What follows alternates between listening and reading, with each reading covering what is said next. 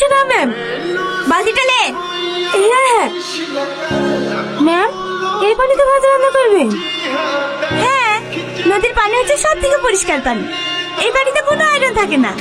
এই পানিতে ভাত রান্না করতে তো ভাতের স্বাদই আলাদা হবে। মাদেরকে শুধু বল খাওয়ার লেগে পানি ভরে নিতে। বেশি বেলা হলে আবার নদীর পানি গরম হয়ে যায়।